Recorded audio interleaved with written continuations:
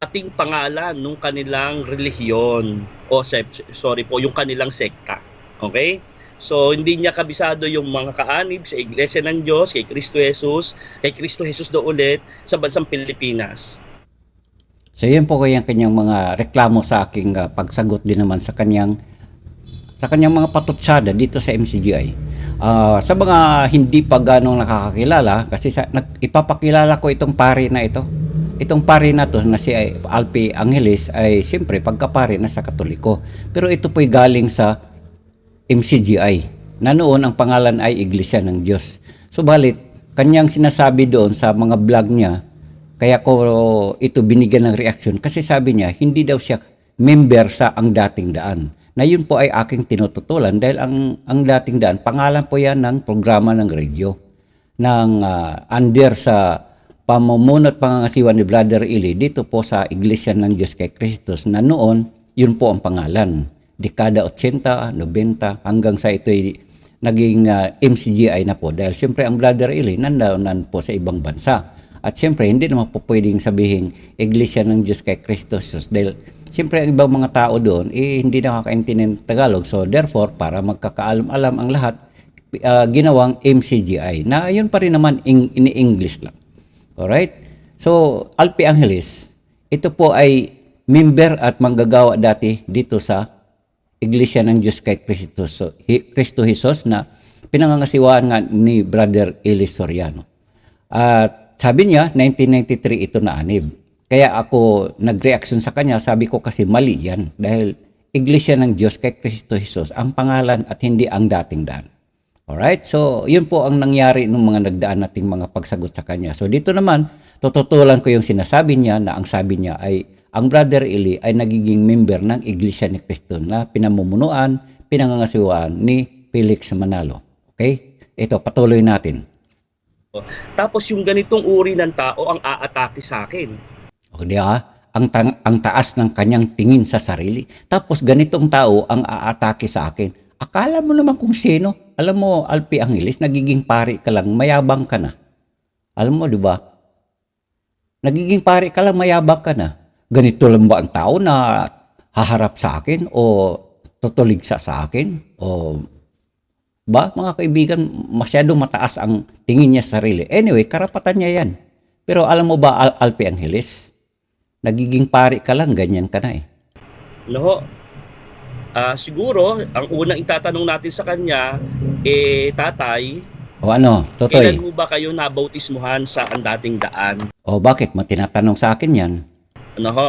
Kasi sabi ko sa inyo, ako po ay nabautismuhan sa mga kaanib sa Iglesia ng Diyos kay Kristo Jesus sa Ligi at Saligan ng Katotohanan sa Bansang Pilipinas Incorporated noon pong October 16, 1998. O, 1998 ka lang pala eh, di sisiw yan. Ha? Alpi Angeles, sisiw yan. O, ito tanong ko, 1998 ka, di ba? O, sige, ito tanong ko. Kilala mo ba si Manning Mansanilla? Manning Mansanilla. Brother Manning Mansanilla. Yun lang naman tanong ko eh. Kung kilala mo yan, at alam mo ba kung bakit mayroong tinatawag si Brother Eli na barracks? At kung sinasabi man ni Brother Eli na barracks, ano yun? At saang lugar yun? At mga anong taon yun?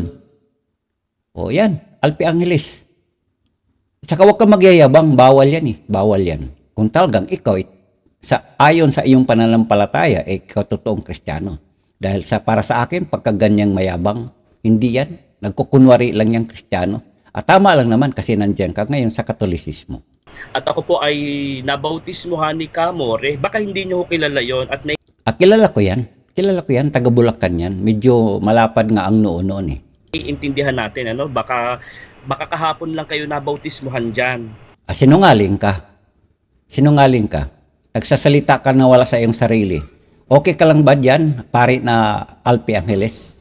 Totoy, siguro bata ka pa nga, kumain ka pa ng maraming bigas para maintindihan mo mga sinasabi mo. At saka huwag kang magpaparatang, masama yan. Masama yan, paring Alpi Angeles. Totoy, katotoy, katotoy Alpi, masama yan. Huwag kang magbibintang, huwag kang magpaparatang. Masama yan ha. Mga namit ko pa po, pati ang asawa, namit ko pa po pati yung kinakasama ng kapatid na Nicolas Perez nung araw. O ano ngayon, kaugnayan doon? Ano ngayon? Na-meet mo? O sige, ito tanong ko ulit. Alam mo ba kung ano ang sasakyan ni Brother Eli nung araw na siya ay dumidestino pa sa mga lokal? At anong brand yon? Anong kulay at anong brand? O alam mo ba yun? Sige nga. O yung sa iyo, nami-meet mo pa yung hindi mo nga mabanggit na asawa ni kapatid na Perez. Sabi mo, kinakasama o whatever. O sige, anong sunod? Yabangan na lang din tayo dito. Sige, sasabayan kita dyan. Ang apo ng kapatid na Perez, nakasama ko din. O anong kaugnayan doon? O ibig sabihin, sikat ka na noon dahil nakasama mo pa. Ito nga ang akin kasi gusto lang kasing palabasin itong pari na ito na siya is matagal na dyan sa MCGI. Sabi niya, alam ko na ang likaw dyan sa samahang iyan. O alam mo pala, no? Sige, magkakaalaman tayo ngayon. Ito, ulitin kong tanong. Alam mo ba kung anong sasakyan ni Brother Eli noon na siya ay dumidestino pa doon noong mga panahon na yon at ano ang kulay ng kanyang sasakyan? Okay? Brother Josel. Alam mo ba si Brother Josel nung araw, nung siya po ay dumidestino pa noon ng araw, na siya po ay nagmamanggagawa noon? Ano ang kanyang sasakyan ginagamit niya? O, sagot. Or else, sinungaling ka mapagparatang pa. Baka hindi nyo kilala yon. Baka nga hindi nyo nahawakan yung kamay ni Mr. Soriano Ay ano ngayon kung nahawakan o hindi? Sikat ka na doon. Palagay na lang natin, nahawakan mo. Sikat ka na doon. Ha? Alam mo ba, noong mga panahon na yun na ang Brother Eli, pag nagpapasalamat, nagpapalitsyon pa yan. Ha? Inaabutan pa nga niya ako doon. Bagamat hindi niya ako makilala dahil siyempre sa daming kapatid na kapaligid sa kanya, pero mayroon akong litrato dyan. Mayroon akong litrato dyan. No, ako nakakilala ko sila. Nakadaupang palad ko yan lahat ng mga MIC. Ay, lang ba mapala? Sisiw yan. O si Brother Manning Manzanilla, nakadaupang palad mo pa yan. Kung ang pag-uusapan natin sa tagal na dyan sa MCGI or sa Iglesia ng Diyos kay Kristo Jesus, sisiw yan, yung sinasabi mo, nakadaupang palad mo. Wala yan, sisiw yan. Ito nga tanong ko. Nung ba ang Brother Eli na dumidestino pa doon sa mga lokal, anong sasakyan niya kanyang ginagamit noon at ano ang kulay? At kilala mo ba si Brother Manning? At kung kilala mo, na kadaupang palad mo ba siya? O sige, granting na ikaw nakadaupang palad mo ang sino mang mga MIC nung araw. Sige, lahatin mo na. O iyon na yan. Sige, lahat na. Kasi manggagawa ka naman nung araw, di ba? Ikaw ay may sabi na hawak mo ang KNC. O sige, eto, si Brother Manning Manzanilla, nakadaupang palad mo ba yan? At kung nakadaupang palad mo yan, anong taon? Nung panahong nandyan ako. At hindi pa po ang pasalamatan dyan sa bagong apalit, dyan sa pasalamatan ninyo. Doon pa po sa luma. Baka hindi mo alam yung lugar na yun. Totoo. Ay alam ko yan, sa San Vicente yan. Doon yun sa malapit sa bahay lang ni Brother Eli. Doon pa nga nung pag nagpapasalamat, nandun pa nga yung stage Diba? At kung nung mga panahon na yan, nandyan ka na, o sige granting, nakaakyat ka na ba sa stage na yon na ginagamit noon sa unang pasalamatan doon sa may San Vicente? O sige, sasabayan kita dyan Puro ko sa'yo. No? So, pagpasensyahan nyo na pagpasensyahan nyo na Wala naman yatang ay doon. Ito naman si Alpi Angeles. Yun ang aking reklamo doon, Alpi Angeles. Bagamat hindi ko nabanggit na buo na Iglesia ng Diyos kay Kristo Jesus, haligit sa liga. Kasi mahaba pa na-shortcut ko lang. Pero ang aking comment doon, walang ay doon sa pangalan ng Iglesia ng Diyos. Yun ang akin doon Kung hindi ko man nabanggit ng buo, kasi kita mo naman nakatingin ako sa baba, habang kasi ako nagla-live, sasalita, ang aking isang kamay nandoon sa harap ng aking computer kasi meron akong ina-atras abante doon na mouse. Kagaya nito ba mga kababayan, ayun mouse. Yan, habang kasi ako nagbibideo, nagsasalita, ginagamit ko mouse. Therefore, atensyon ko nahati. Pero ganoon pa man, sige, pagbigyan kita diyan. So, siguro kailangan mong mag-research, no? Alam nyo yung kahit naman sa pag-aaral ng kasulatan, mahalaga na malaman natin yung mga nakasulat, hindi lang sa Biblia, no? Sabi nga doon sa 15:4 ng ano no ng Roma, sabi doon ay sapagkat ang anumang mga bagay na isinulat ng una nangasulat sa ikatututo natin. Alam nyo, hindi lang naman ho ito aplikable, yung diwa na ito no, sa mga isinulat ng mga propeta. Yung kasaysayan, mahalaga din natin O ay ano ka kaugnayan doon sa mga kasaysayan? Ba't mo itinatapik yung verse na yan? Ano ang kaugnayan dito sa ating pinag-uusapan? Eh, ikaw naman, basta makabasa ka lang ng verse. Buklat ka ng buklat dyan, para kang akala mo sino ka. Diba? Diyan ka lang naman natuto sa Iglesia ng Diyos, sa pangasiwa noon ni Brother Eli. Si Brother Eli pa nga yata ang nagturo sa iyo eh. Diba? Ikaw naman, tapos pagkatapos noon, natuto ka lang, ang yabang mo na. Pag-aralan, may itinuturo sa atin ng kasaysayan. Pag hindi ho natin pag-aaralan ng kasaysayan, wala tayong walang direksyon yung ating pupuntahan. O pag hindi nyo inalam, tatay, yun po, ito payo lang ho ito ng isang anak sa kanyang magulang na medyo kakaiba yung tingin sa kanyang sarili na yan, granting. O sige, may payo ka. Sige, tinatanggap ko yung payo mo yan, Totoy. Sabi mo nga, mayroong kakaiba. O sige, granting, pagbigyan kita, payo mo yan. Pero sa kasaysayan, sigurado ka ba yung mga pinagsasabi mo, totoo? Kung sabihin mo totoo, ako sasabihin ko, sinungaling ka. Mamaya, patunayan ko sa'yo. Ayaw tumanggap ng totoo, okay?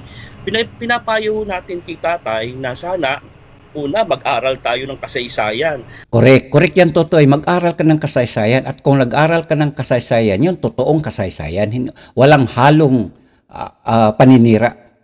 Walang halong paninira. Okay? Sige. Paliwanag ko lang sa'yo. Alamin natin kung sino ba yung mga kinikilalang sugo ng inyong grupo. Baka si Correct. Alamin natin ha. Sige. Nicolas Perez hindi nyo kilala. No? Baka si Chopi Loora hindi mo kilala, tatay, ano? Kilala ko yan. Huwag mo ipapamukha sa akin. Kunting balik lang sa'yo, paring Alpi. Ikaw, kilala mo ba kung sinong sugo sa inyo? Sinong sugo sa inyo? Si Papa? Yung nasa Roma? Sige nga, alamin, nandyan ka na rin lang sa Katoliko. Sinong sugo sa inyo? Ikaw. Ikaw ba sugo dyan? Sino? Si Tagle. Sino ba sugo sa inyo dyan? At kung yung Papa sa Roma ang sugo sa inyo, ayon ba sa Biblia, anong patunay doon? Sino nagbigay sa kanya ng karapatan? Ikaw? So kailangan alam nyo, kapag kayo ay magre-relihiyon, dapat nagsusuri kayo ng kasaysayan ng inyong relihiyon. Correct yan. Mga pangalan ng inyong relihiyon, importante ho yun. Ano ho? Correct yan, tama yan. Ikaw, alam mo, nagkukunwari ka pa. Kaya kung nga nasabi dyan na walang laman yung utak mo, wala kang nalalaman sa mga pinagsasabi mo. Kasi unang-una, ang dating daan, Alpe Angeles, napapahalata ka talaga, wala kang, mangmang. Sabi nga ng Biblia, mangmang. Ang katapat na salita dyan, synonyms word is bobo, tanga-tanga. Anyway, nakasulat naman sa Biblia yung tanga. Kasi, alam mo ba ang Alpe Angeles, ang dating daan, ay pangalan po yan ng programa.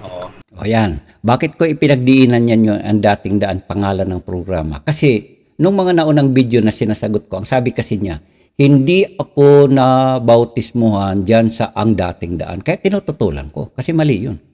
Talagang hindi ka mabautismuhan ka dyan. Kasi pangalan ng programa yan. Hindi yan pangalan ng pinagsamasamahan. Unang-una nga, sa Tagalog, ang kabuuan pangalan dyan is kaanib. Sa English is member. Kaanib sa Iglesia ng Diyos kay Kristo Jesus, haligi at saligan ng katotohanan sa bansang Pilipinas. Tapos, tinututulan ko doon kasi nag-comment ako. Sabi ko, wala naman yatang ay. Yun po yun mga kapatid. Okay. Nagpahalata. Kung kayo mag-alala tatay, hindi pa po kayo naaanib sa MCGI, alam ko na po yan. Kita mo. Mapagparatang ka. Sigurado ka ba sinasabi mo? Alam mo, paring Alpi, number 1 kang sinungaling. Sabi mo, wala ka pa dyan sa MCGI, alam ko na yan. Alam mo pala, bakit sinabi mo na hindi ka nabautismo sa ang dating daan? At saka huwag kang magsinungaling dyan. Kaya mo bang patunayan na wala pa ako sa MCGI? Alam mo na yan. Baliktarin ko ngayon wala ka pa dito sa Iglesia ng Diyos. Sabi mo kasi 1998 ka lang Sisiw yan. Paring Alpi, sisiw yan. Alam mo ba nangyari noong mga dekada 80? Alam mo ba noon nangyari noon? O pagparatan ka eh. Yun ang resulta sa mga nagiging member sa mga iglesia ng tao. Iglesia ng mga ni kadimong, mga sinungaling, mapagparatang na wala namang patunay. Daldal ka ng daldal, paring Alpi, wala ka sa, hindi ko naman sinasabing wala na sa hulog isip mo. Pero yung dila mo, ayusin mo yan. Kasi kung ikaw pare ka, hindi bagay yan, marami kang maluloko dyan sa mga nakikinig sa'yo. Sabi mo nga, mayroon ka mga estudyante. Ay nako, estudyante mo, magiging gaya mo rin sinungaling. Bakit sinungaling? Sinabi mo, wala pa ako sa MCGI, alam mo na yan. Alam mo na pala. Bakit mo ganyan ang pananalita mo? At saka paano mo alam na wala pa ako sa MCGI? Alam mo na yan. 1998 ka lang yan. Dan, Dudong, Totoy. 1998 ka pa lang. At saka hindi bagay sa yung pananalitang iyan. Kung magpatawag ka, Pader, nagsusuot ka kunyari ng sutana, Pader, may aamin sa kamay mo. Ay nako, kinikilig naman ang paring Alpi. Ay, ito yung hinahanap ko. Ako'y sinasaluduhan ng mga member ko. Nag-i-amen sa aking kamay. Diba? Ganun yun ng mga Pader. Hindi ko lang sinasabing nangyari yan sa'yo. Pero sa mga pare kasi, sinasalubong yan ng mga bata at umi-amen, naghahalik sa kamay. At kilig na kilig naman yung mga kagaya mo. Ewan ko lang ikaw kung nahalik ka na ba ng mga bata yung iyong kamay. Dahil nag-i-amen. No? Yung pong salitang ang dating daan, programa po iyan ng inyong relihiyon. O alam mo pala yan. Bakit mo sinasabing hindi ka nabautismohan dyan sa ang dating daan? Mali kasi yan. Kaya dyan ako nagreklamo at nagre-react sa'yo. Mali yan. At saka ayusin mo yung pananalita mo kung ayaw mo marireaksyonan. Diba paring Alpi? Pero baka hindi mo rin alam na naglabas ng paksa si Mr. Eli Soriano noon. O noon. Maglabas ka ng prueba. Pakita mo. Maglabas ka ng prueba kung yun nga ang ipinapangalan sa Iglesia ng Diyos. Maaari siguro, pagbigyan ka, sasabayan kita dyan, maaari siguro nasabi ng Brother Eli yan, na po pwedeng tawagin. Kasi nga nung araw, mas kilala kasi ang dating daan sa nakakararaming tao bilang programa sa radyo at telebisyon. Kasi nung araw talagang mga tao parang amaze o nagugulat or sila'y humahanga sa ganda ng programa. Diba? The one and only ang dating daan at hanggang ngayon ang dating daan hanggang sa ang Brother Eli wala na sa ating panahon. Andyan ang dating daan since 1980s pa po yan. O, diba? Yan kilala ang tao sa programang ang dating daan pero hindi pa kilala na yun pala ang inaaniban ng mga nananampalataya. Yun po ang Iglesia ng Diyos. Yun. Na pwede palang gamiting pangalan din ang dating daan bilang pangalan ng reliyon. Ngayon, na pwede palang gamitin ng pangalan. Pwede pero hindi ginamit. Diba? Kaya ako tumututol ako doon sa sinasabi mo na hindi ako nabautismohan sa dating daan. Kasi mali yan. Hindi naman talaga ipinapangalan yan. Tama yan. Sinabi ng Brother Eli siguro noong mga panahon na yon na pwede. Pero hindi ginamit. Pwede lang, sabi niya. Ikaw, ganyan ka talaga kagaling. Pare ka pa naman matatawag ka pero mapagparatang ka at saka sinungaling. Yun, hindi mo na, maaaring itanggi mo na yan, Dahil hindi mo naman naabutan si Mr. Soriano siguro na buhay, Okay, tamo. Mapagparatang ka. Pare ka pa naman, turingan ka. Alam mo, kawawa yung mga nakikinig sa'yo. Susuot ka ng sutana mo.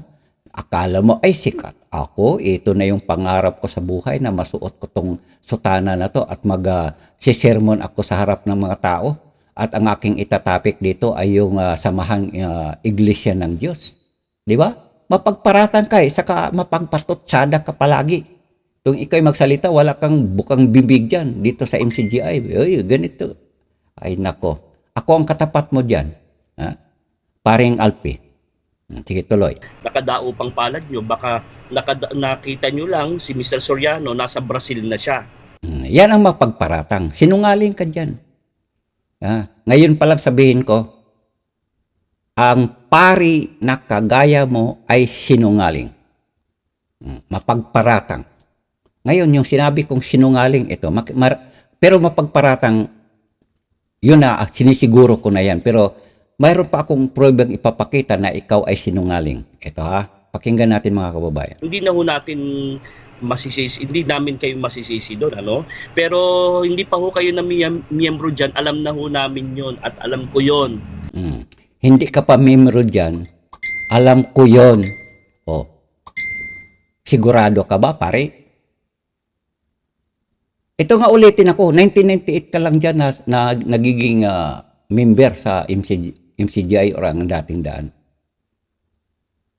Oh, no. Correction please. Iglesia ng Diyos, nahawa tuloy ako nito eh. 1998 ka lang na bautismuhan or nagiging member officially dyan sa Iglesia ng Diyos. Alam mo ba ang kasaysayan ng panahon ng 1980? Na noong ang Brother Eli ay nag-Bible exposition na siya noon, doon pa sa may parte ng Quezon City, na ang kanyang pinaka-bakod noon ay yung trapal. Kasi ayaw naman ng Brother Eli na nakatiwangwang na magsasalita ng mga kagaya dyan na nasa sa Lunita, nasa Grandstand. Alam mo ba yon? Na ang dating daan, programa po iyon ng sekta po ninyo. No, alam mo pala yan. Kaya ulit-ulit ikaw ulit-ulit sa uulitin, huwag kang magsasalita na ikaw ay hindi ka nabautismon sa ang dating daan dahil programa yan ng radyo.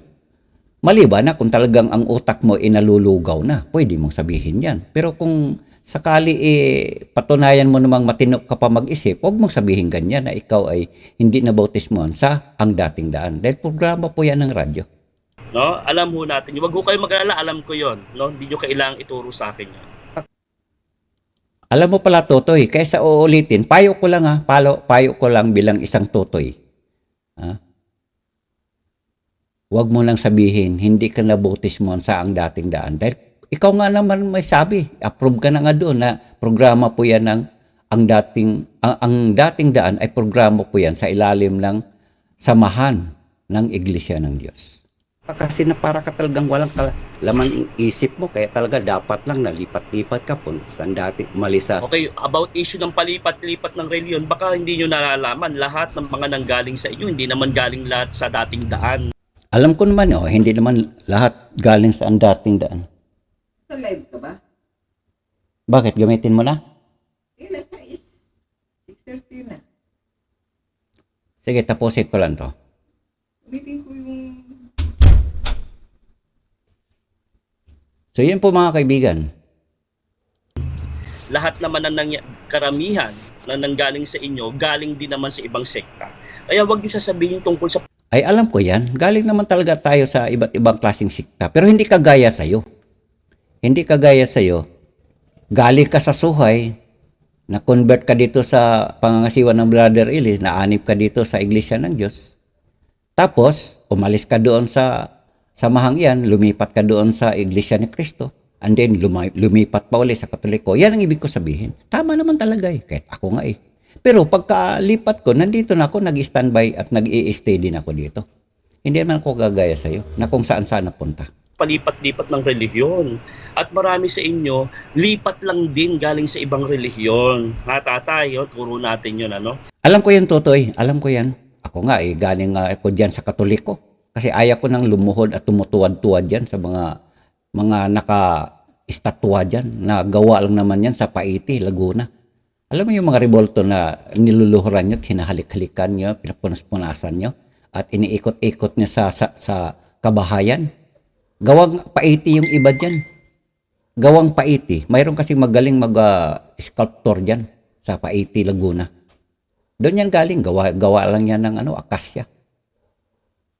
Kasi parang ina-atake nyo yung mismo mga miyembro nyo. Ikaw din naman Hindi ka naman miyembro dyan sa hindi ka miyembro. Hoy, hindi ko ina-atake mga miyembro. Ikaw ang aking tinatapik. Wag kang di ba? Paring Alpi, wag kang miyembro dyan sa dating daan. Hindi ka miyembro talaga dyan ipinanganak. No? Ikaw galing ka rin. Alam ko yan. Pero ako, nung paglipat ko dito, steady na ako dahil alam ko pag ako'y naniniwalang lubos, ay ikaw. Galing sa Suhay, lipat dito sa Iglesia ng Diyos. Tapos galing dito, nakailang panahon, lipat uli sa Iglesia ng Cristo. Tapos hindi ka yata komportable doon, lipat ka na naman sa Katoliko. Ako, sa edad mo na yan, paring Alpi, malamang sa malabang lilipat ka uli niyan. Malay ko, baka mag-Islam ka pa. Baka lang, hindi ko naman sinisigurado kasi ugali mo yan, lipat ng lipat eh. Wala kang, parang ang langaw pulag lubot. Sa ibang relihiyon. Kaya wag mo aatakihin yun, ano? Hoy, hindi ko inaatake yun. Ikaw sinungaling ka. Ha? Ikaw sinungaling ka talaga. Wala naman akong sinasabi sa mga ibang mga naglipat-lipat din. Ikaw lang sinabihan ko. Huwag mo sabihin, huwag mong atikihin. Daldal mo lang yan. At ang mga taong ganyan, sinungaling. Even nga yung yung founder ng Iglesia ng Diyos, na si Nicolas P. Perez, kung saan-saan din niya napunta yan kay Chopilo Ora, kung alam mo. No? Alam ko yan. Huwag mo sabihin galing sa Chopilo Ora. Alam mo ang kasaysayan yan, ikaw Tutoy. Ha? Ikaw ay mangmang na nagmamarunong. Ang kasaysayan dyan, mismo si Brother Eli na nagsabi na pagkatapos ng Ka-Perez, dahil may naitalaga na siyang sekretary, at ang sekretary siyang namumuno noon, kaso lang babae, tinututulan ng Brother Eli. Na magkasama pa yung mga iyan kasi magkakapatid nga yan.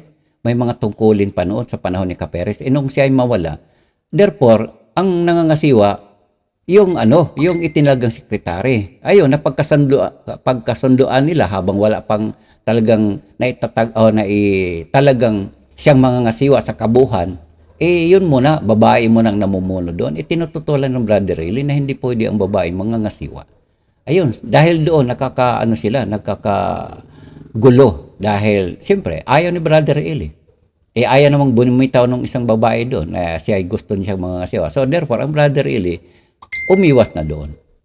Pero wag mong sabihin galing siya doon. Galing siya doon sa pangangasiwa ng kapatid na Perez. Ha?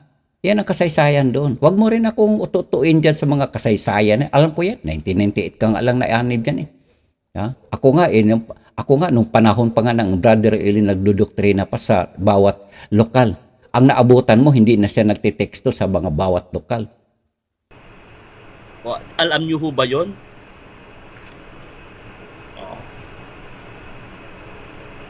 Ayun. So, natahimik na siya doon. So, mga kaibigan, bahala na po kayong humatol doon. Hanggang dito lang muna kayo mga kababayan. Abangan natin may kasunod pa. At gagawa ulit tayo ng isa pang reaction dito. Alright? Sige. Hanggang dito lang mga kababayan. Hanggang sa muli, magbabay na po. And Felix Mo TV ay mag-sign off na po mga kababayan. Hanggang sa muli, maraming salamat. Bye-bye na po.